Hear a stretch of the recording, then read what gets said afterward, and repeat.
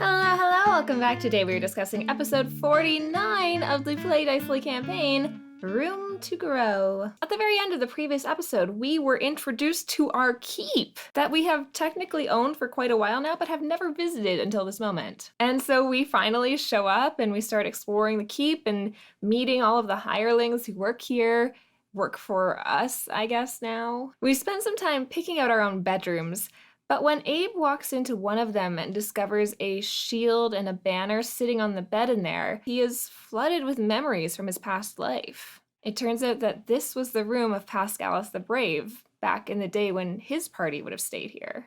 And so we let Abe take this room and re-explore those memories. As I was saying, a number of skilled hirelings do already exist in this keep, but we have the opportunity to bring on a couple of our own, and of course we use this as an opportunity to bring all of our favorite NPCs into one place. Oh, we also had people from chat become members of our keep as workers. For example, Kumbalai, who was on our chat, is now our keep gardener. So if you're hanging out in chat, perhaps there will be a new reward to become a worker at our keep. Air quotes, a worker. So be sure to participate in the chat and use those rewards. Also, this is totally Dallis and not a Denny edition after the fact. Okay, bye. I mean, let's keep going.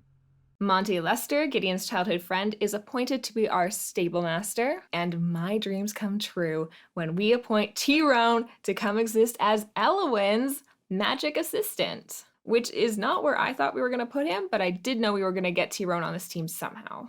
We told the Learned Circle that we would stick around for a month while they figured their stuff out, and if they didn't have anything for us after that month, we were going to leave. So we have just a month of downtime now. In between sessions, Denny worked with each of the players to figure out what we were going to be doing during this downtime, and as we played with a lot of timey-wimey stuff during the episode, I'm going to do so here also, and just kind of go character by character about what they chose to do with their downtime, rather than chronologically throughout the month. So let's start with Gideon. Gideon's main plan for his downtime was to buy and upgrade his new rifle, hang out with Monty, and go to therapy. What a great call. Therapy is great, both in fantasy and real life. And Gideon did achieve all of those things during his downtime. He also did run around with the party quite a bit and helped sell some of our items. Being such a good wordsmith and merchant, he is a guy you want on your team when you're trying to sell stuff. Nell spends most of her downtime with one Naivara Quillanthri.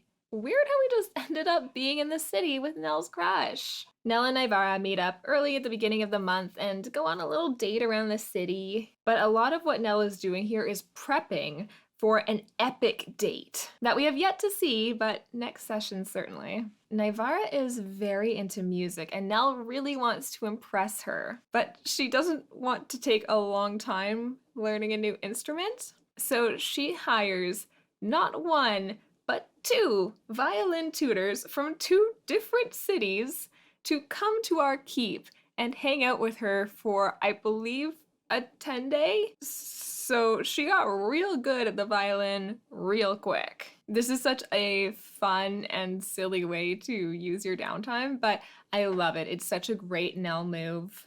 Drac sets his sights on using up these monster parts that we've been dragging around with us for months now. He heads over to DNR Solutions with Gideon and has some of the craftspeople there take a look at all of these different monster parts and see what can be crafted out of them. He puts down a down payment to have some plate armor crafted, I believe with the idea of selling it again in the future for profit. But this is going to take a good chunk of time, so we haven't gotten to that point yet either. He also spends quite a bit of his time back here in Brawl Bar fighting at the Prolium with Abe. They draw in a pretty good crowd and make a pretty penny doing that. The final thing that Drac does is send a message to his brother, Boz. A lot has come to light recently with his culture and religion, and him and his brother are not on the best of terms at the moment. I believe Drac is looking to rectify that here and just have a conversation about everything that's been happening. Luckily enough, Boz does return Drac's message and tells him that he is currently at Fort Hale and he cannot leave, but that Drac is more than welcome to come by and see him. Drac decides to go with Abe to do that, but we don't actually see that role played out in this session. Adam couldn't join us for this one, so we're going to push this to next session to roleplay through that whole scenario so that Adam can be here to have his input. Azaria is also very item and crafting focused during this time. First of all, they take that iron flask that held our good genie friend in it to Shandier Tarset to try to sell it. It's a pretty crazy dangerous item. Eckhart appraised it for 50,000 gold pieces in our last session, so we're hoping to get close to that amount at least out of the Ascendancy. Taking Gideon with them, they managed to get 15,000 gold from the Ascendancy to begin with a promise of favors or additional money in the future. That's a good place, I think, for us to get some diamonds, some health potions, some spell scrolls of Revivify. All of those things we used all of a couple sessions ago when 4 of us died. Azaria also uses some of that money they made right now to go back to Eckhart and look at getting both their armor and their focus upgraded to be the better versions of themselves. Azaria also finally makes good on a promise they made to Vermin ages ago, that in exchange for Vermin's help, Azaria would teach them about druidic culture. So Azaria invites Vermin down to our keep, and the two of them have a couple of really good chats. Finally, Azaria also spends some of this time crafting. Using the Remoraz blood that we collected before, they create some potions of fire resistance, and once again take Gideon with them when they go to sell those guys. As I was saying, Adam wasn't here for this session, so we don't have a great idea exactly of what Abe was doing, but I'm sure we will get all caught up during our next session. Which brings us to Elowyn. I had one real goal going into this downtime, and that was to start to set Elowyn up to someday learn how to cast Wish.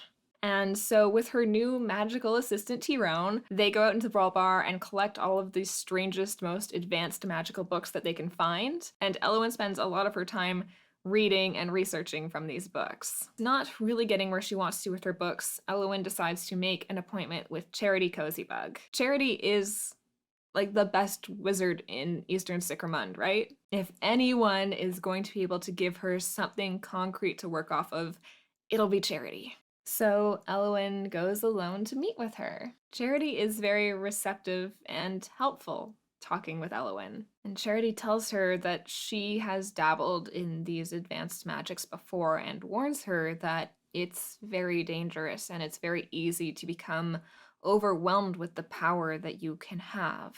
But at the same time, she tells Elowyn that she believes that she can do it, and probably sooner than she expects. And then she has something else to say. It's kind of been hinted at before. Charity has said things like, "I understand better than you know. You and I are quite similar." I figured, I don't know, some sort of tragedy. But now that it is just Charity and Elowyn alone, Charity takes her into one of her study chambers. And once we're inside, Charity brings Elowyn to this large glass jar. And inside of the jar is a floating half-elf woman. And Charity introduces this person as the real Charity Cosybug.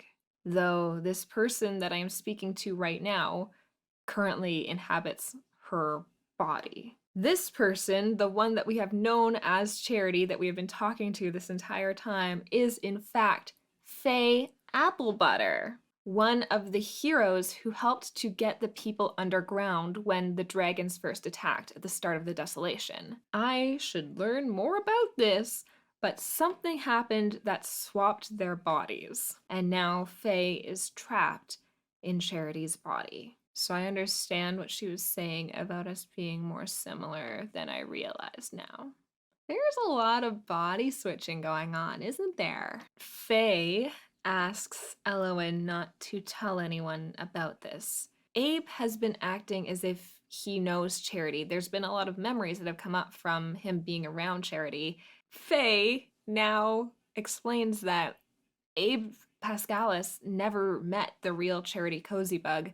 He knew Faye Applebutter. They were both part of the trio of heroes that helped bring people underground, Kardrak being the third in that trio, who also is body-sewed. I gotta figure out what happened there. Anyways, Faye does ask Elowyn that if she finds a way to cast Wish, that maybe she could use it to help Charity and Faye also. It feels like a lot of pressure, actually, because there's 10 other people cursed by the stranger that I would also like to help. It's just becoming quite the list of lives that I have to save, you know? But with that, Elowyn leaves Faye Charity's office, and we end the session there. You can join us next Saturday, May 13th at 6 p.m. Eastern on twitch.tv/playdicely. That is it for this time, my friends. I hope you're staying happy, staying kind, and as always, remembering to play dicely. Goodbye!